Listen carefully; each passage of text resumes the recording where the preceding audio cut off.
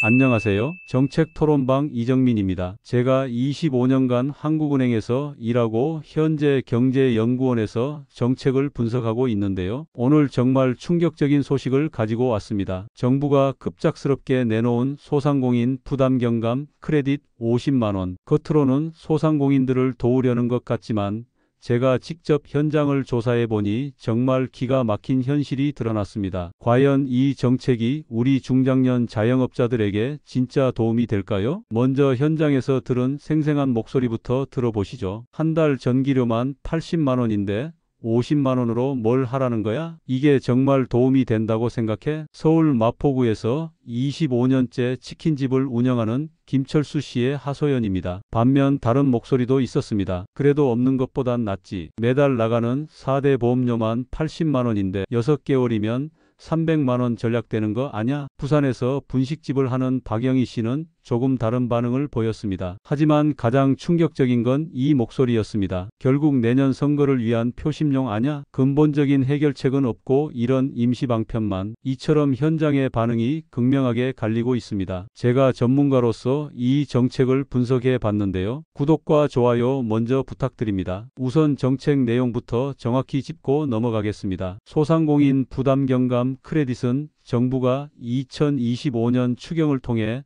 도입한 신규 지원 제도로 연매출 3억 원 이하 소상공인을 대상으로 전기, 수도, 가스 등 공과금과 4대 보험료에 연간 최대 50만 원까지 사용할 수 있는 크레딧을 지급합니다. 언뜻 보면 좋은 정책 같지만 제가 25년간 경제 정책을 분석한 경험으로 봤을 때 여러 함정이 있습니다. 첫 번째, 지원 금액의 현실성 문제입니다. 제가 직접 소상공인들의 월 고정비를 조사해 봤는데요. 일반적인 소규모 음식점의 경우 전기료 만월 60-100만 원, 4대 보험료가 월 80-120만 원 정도 나옵니다. 연간 50만 원이면 한 달 전기료도 제대로 커버하지 못하는 수준입니다. 두 번째, 사용처 제한의 문제입니다. 크레딧은 4대 보험료와 공과금, 가스, 전기, 수도에만 사용 가능합니다. 정작 소상공인들이 가장 부담스러워하는 임대료나 원재료비, 인건비에는 사용할 수 없다는 겁니다. 세 번째, 소멸 조건이 너무 까다롭습니다. 미사용부는 6개월 후 자동 소멸되는데 이것도 정말 문제입니다. 외국 사례를 보면 어떨까요? 독일의 경우 코로나 때 소상공인 지원금을 현금으로 지급했고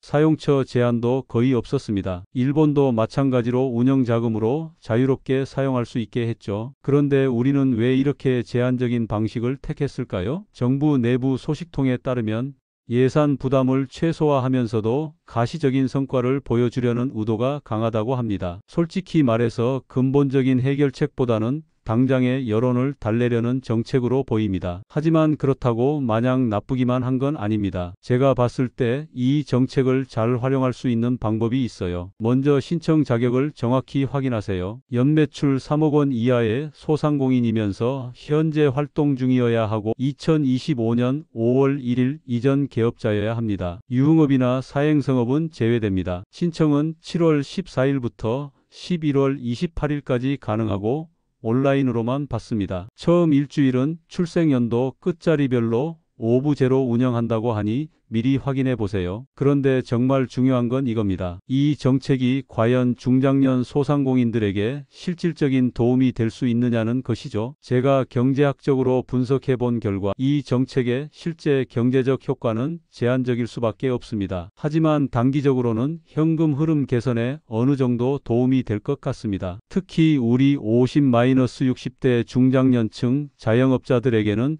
몇 가지 주의할 점이 있어요. 첫째, 신청할 때 카드를 미리 준비해야 합니다. 둘째, 크레딧 소멸 기간을 꼭 체크하세요. 셋째, 이 기회에 다른 정부 지원 사업도 함께 알아보시길 바랍니다. 솔직히 말씀드리면 이 정책만으로는 소상공인들의 근본적인 어려움을 해결하기 어렵습니다. 하지만 받을 수 있는 건 받고 동시에 더 본질적인 경영 개선 방안을 찾아야 한다는 게 제 생각입니다. 여야 정치권에서도 이 정책을 두고 갑론을박이 벌어지고 있습니다. 여당에서는 신속한 민생 지원이라고 하고 야당에서는 선거용 포퓰리즘이라고 비판하고 있죠. 제가 봤을 때는 둘 다 일리가 있습니다. 분명 지금 당장 어려운 소상공인들에게는 도움이 되겠지만 구조적인 문제 해결 없이는 한계가 명확하죠. 결론적으로 말씀드리면 이 정책은 완벽하지 않지만 활용할 가치는 있습니다. 다만 이것만으로 모든 문제가 해결될 거라는 기대는 하지 마시고 더 근본적인 대안을 함께 모색해야 한다는 게 제 조언입니다. 여러분은 이 정책을 어떻게 생각하시나요? 댓글로 솔직한 의견 들려주세요. 그리고 중장년층 분들에게 도움되는 영상이라면